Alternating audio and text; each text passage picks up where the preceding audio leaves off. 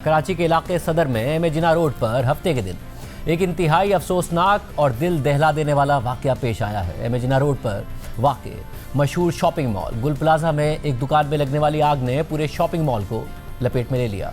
आग को 48 घंटे गुजर गए हैं और अभी तक रेस्क्यू ऑपरेशन मुकम्मल नहीं हो सका है। मलबा हटाया जा रहा है, लापता अफराद को तलाश किया जा रहा है। बड़ी तादाद में शहरी इस वक्त भी इमारत के बाहर मौजूद हैं। उनमें वो अफराद भी शामिल हैं जिनके प्यारे लापता हैं और ख़दशा है कि वो इमारत के अंदर ही मौजूद हैं। हफ्ते के दिन तकरीबन 10:22 पर आग लगी और कुछ ही देर में आग ने पूरी इमारत को लपेट में ले लिया और 10:35 पर फायर ब्रिगेड की एक गाड़ी पहुंच गई।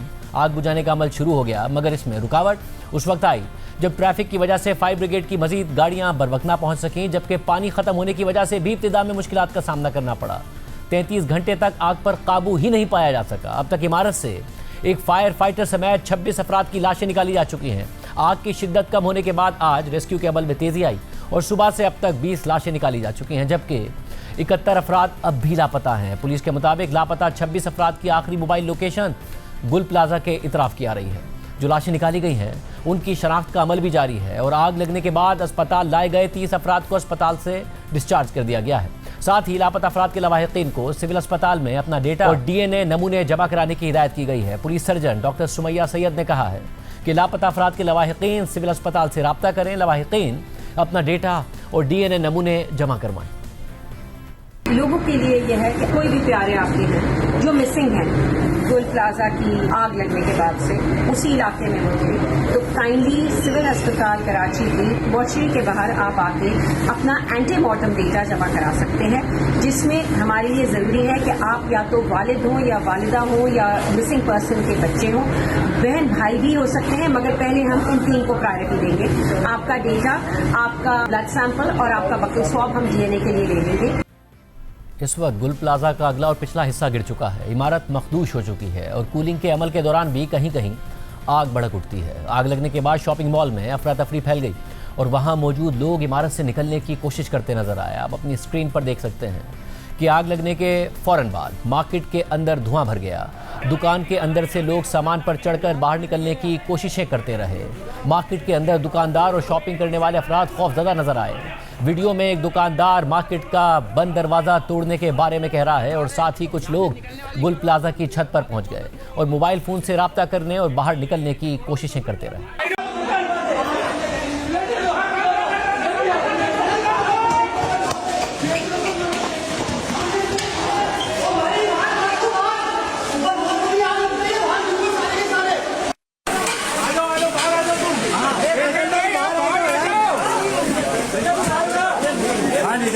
तार गिरेंगे ऊपर से, बेटा तार गिरेंगे।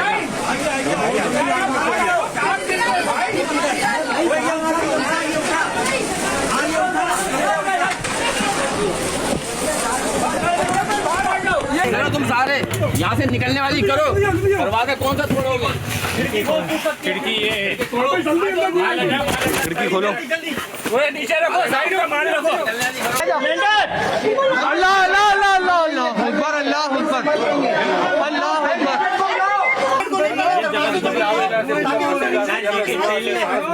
यार मैं पूछ रहा हूँ रैम खुला है? हाँ निकलेंगे, रैम बंद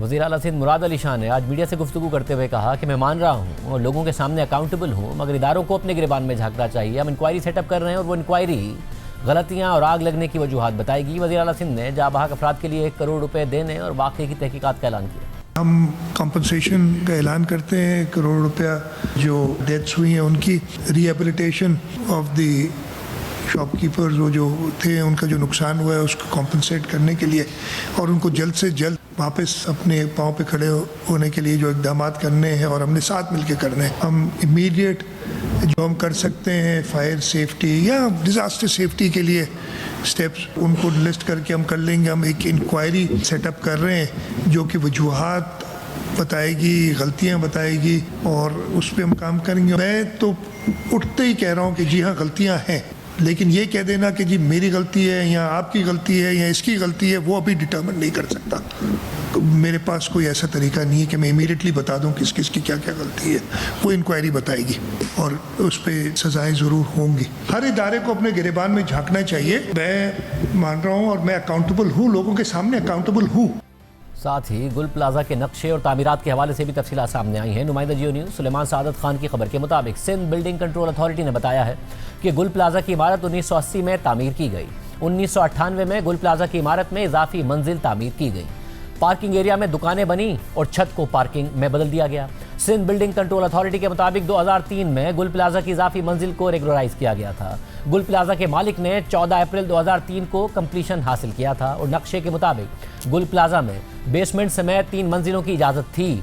नक्शे के मुताबिक 1021 दुकानों की तामीर की इजाज़त थी, मगर नक्शे के बरखिलाफ गुल प्लाजा में 1200 दुकानें तामीर कर दी गई। गुल प्लाजा में 179 दुकानें मंजूर शुदा नक्शे से ज़्यादा तामीर कर दी गई। गुल प्लाजा में राहदारी और बाहर निकलने की जगहों पर दुकानें बना दी गई। ताजिरों और इलाका मकीनों ने इल्ज़ाम लगाया कि फायर ब्रिगेड की गाड़ियां ताख़ीर से पहुंची। अगर बर वक्त आग बुझाने का अमल शुरू हो जाता तो ज़्यादा नुकसान नहीं होता। कल न्यूज़ के प्रोग्राम नया पाकिस्तान में बात करते हुए chief fire officer Humayun Khan ने कहा कि 10:18 पर हमें कॉल की गई और हमारी गाड़ी 10:35 पर वहाँ पहुँच गई थी। जो दुकानदार वहाँ पे थे वो कह रहे थे कि फायर ब्रिगेड जो है ना वो अगर जल्दी पहुंच जाती तो शायद इतना बड़ा नुकसान ना होता। वो कह रहे हैं कि 1.5 घंटे ताखीर से पहुंची है फायर ब्रिगेड। टेलीफोन जिसने किया है उसका नंबर भी हमारे पास है और जिसने रिसीव किया है उसका नंबर भी हमारे पास है। 10:18 पे कॉल की गई थी और हमारी गाड़ी ये समझें कि यहाँ पर 10:35 पे पहुंची थी। क्राउड बहुत ज्यादा था तो वो गाड़ी जिस तरीके से अप्लाई होनी थी हो नहीं पाई, क्योंकि हर दुकानदार की ये ख्वाहिश थी कि सबसे पहले मेरी दुकान की आग बुझा दी जाए। गुल प्लाजा में इस वक्त भी रेस्क्यू का अमल जारी है। अब तक कितने लापता अफराद का सुराग लगाया जा चुका है और रेस्क्यू एहलकारों ने इमारत का कितना हिस्सा सर्च कर लिया है,